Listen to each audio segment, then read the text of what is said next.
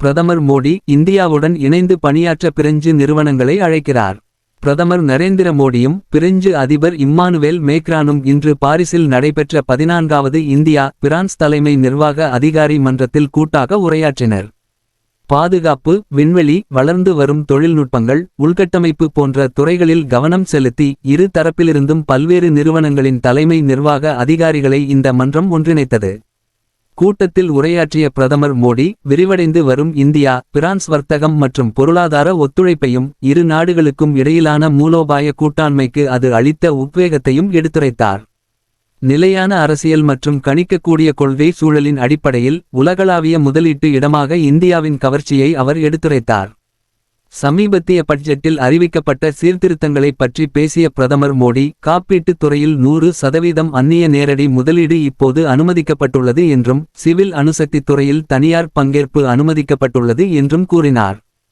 சீர்திருத்தங்களை தொடர அரசாங்கத்தின் உறுதிப்பாட்டை அவர் எடுத்துரைத்தார். சுங்க வரிகளை ஒழுங்குபடுத்துதல் மற்றும் வாழ்க்கையை எளிதாக்க எளிமைப்படுத்தப்பட்ட வருமான வரி முறையை அறிமுகப்படுத்துதல் ஆகியவற்றை மேற்கோள் காட்டி நம்பிக்கை அடிப்படையிலான பொருளாதார நிர்வாகத்தை நிறுவுவதற்கு ஒழுங்குமுறை சீர்திருத்தங்களுக்கான உயர்மட்ட குழுவை நிறுவுவதையும் அவர் எடுத்துரைத்தார்.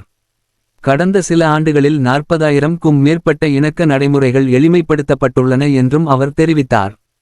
பாதுகாப்பு, எரிசக்தி, நெடுஞ்சாலைகள், சிவில் விமானப் போக்குவரத்து, விண்வெளி, சுகாதாரம், நிதி, தொழில்நுட்பம் மற்றும் நிலையான வளர்ச்சி ஆகிய துறைகளில் இந்தியாவின் வளர்ச்சியால் வழங்கப்படும் மகத்தான வாய்ப்புகளை ஆராய பிரெஞ்சு நிறுவனங்களை பிரதமர் மோடி அழைத்தார்.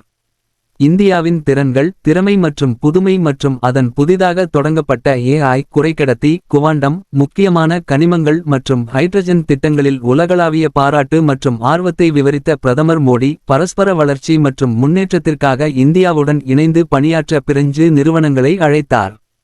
இந்த துறைகளில் தீவிரமாக ஈடுபடுவதன் முக்கியத்துவத்தையும் அவர் வலியுறுத்தினார். புதுமை, முதலீடு மற்றும் தொழில்நுட்பத்தின் அடிப்படையில் கூட்டாண்மைகளை வளர்ப்பதற்கான இரு நாடுகளின் உறுதிப்பாட்டை அவர் மீண்டும் உறுதிப்படுத்தினார்.